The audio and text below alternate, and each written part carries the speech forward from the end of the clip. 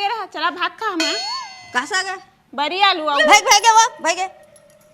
तो साग सुन के मोर पेट भर के सुना तो माँ भागे तुमन खावा तुमन के साग ला मजा हा सुथिया। सो गया ये जहां सो गया। एकरा माँ सुतिया कहता था सुत गए वो। खास बेटा भात कुकरी साग मजा आ गया माँ। कुकरी साग हाओ तो मुड़ा कैसे बरी आलू कहीं से है राव ला बतात हो कुकरी साग मत खाए मैं वो। मोल बरी आलू कहीं से। चलो भाई देखो अब मैं क्या करता हूँ।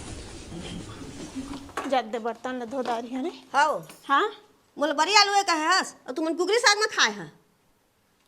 ना माँ बड़ी आलू रथिया के बच्चे अभी कुकरी साग रांधे का कहत रहे। तू तो पूरा बात ला सुनत नहीं है। बात ला काट के जाके सूत गया। तुहर तो से तार का मोर से तारी। तोर बर्तन मन जाइले छोड़ और जापोर पर भात निकाल मोला अति जोर से भूख लागत है। अब कुकरी साग ला बने एक कटोरी देबे। औ कहाँ ला माँ कुकरी साग तो सिरा गई। ऐसा मत करो मेरी जान, लाइफ में कुछ अच्छा करो यार।